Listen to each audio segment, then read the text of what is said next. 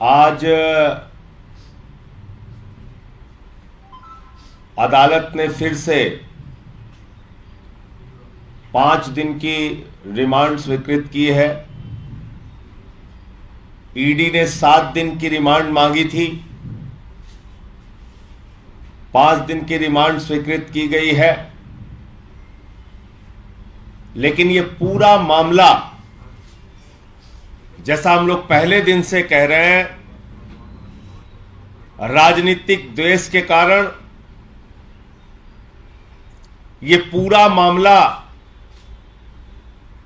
दिल्ली की सरकार को बदनाम करने के लिए, दिल्ली के शिक्षा मॉडल को डिरेल करने के लिए, दिल्ली के लोगों ने आम आदमी पार्टी को जिता क्यों दिया, सरकार क्यों बनवा दी, इसकी सजा देने के लिए मनीष सिसोदिया और सत्येंद्र जैन को जेल में रखा गया है। इस पूरे मामले का ना कोई सिर है ना पैर है। कहते मनीष सिसोदिया ने भ्रष्टाचार कर दिया। 14 घंटे सीबीआई की छापेमारी हुई, घर खोद डाला, कुछ नहीं मिला। गांव में छापेमारी की, कुछ नहीं मिला। दफ्तर में छापेमारी की, कुछ नहीं मिला। बैंक के लॉकर को चेक किया, कुछ नहीं मिला। सीबीआई ने लोगों के गवाही ली और गवाही लेकर पहली चार्जशीट दाखिल की, मनीष सिसोदिया का नाम नहीं।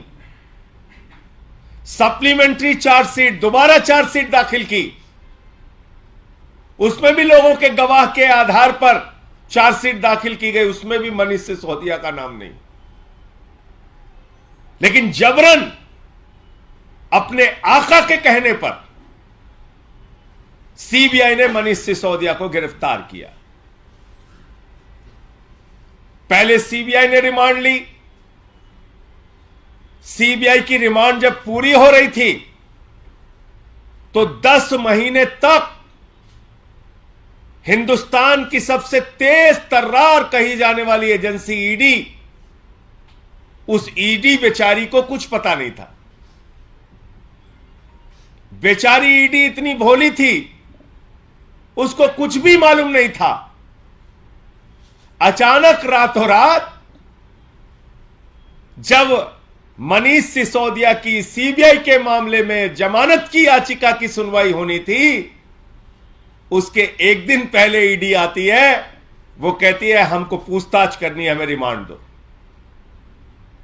7 दिन की रिमांड ले लिए, पूछताछ कर लिए, फिर आ गए, अभी और पूछताछ करनी है, रिमांड दो। आदरणीय नरेंद्र मोदी जी, आपको पूरा देश देख रहा है। एक ऐसा व्यक्ति जिसने दिल्ली के लाखों बच्चों को अच्छी शिक्षा देने के लिए अपना सब कुछ समर्पित कर दिया, दिन रात मेहनत की, जिन सरकारी स्कूलों में मकड़ी के जाले लगे रहते थे उनको एयर कंडीशन कमरों में तब्दील किया। 6 साल से लगातार इंटर का रिजल्ट सरकारी स्कूलों का प्राइवेट स्कूलों से बेहतरीन आया।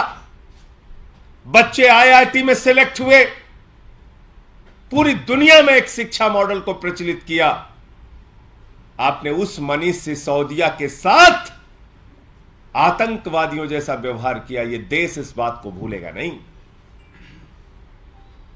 12-12 दिन की रिमांड ईडी की, 10-10 दिन की रिमांड सीबीआई की। कभी आपने सुना ऐसा आतंकवादियों के साथ भी व्यवहार नहीं किया जाता जैसा मनीष सिसोदिया के साथ व्यवहार किया जा रहा है। और तब जबकि कुछ नहीं निकला।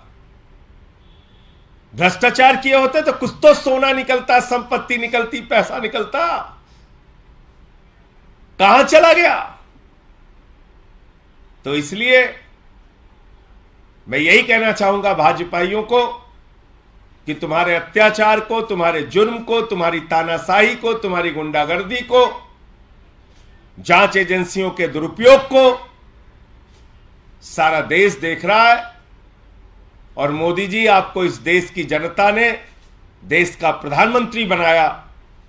आप अपने उस पद का इस्तेमाल मनीष सिसोदिया जैसे लोगों को प्रताड़ित करने में, उनके ऊपर अत्याचार करने में, उनके साथ आतंकवादियों जैसा व्यवहार करने में लगा रहे हैं, समय आने पर देश की जनता आपको जवाब देगी।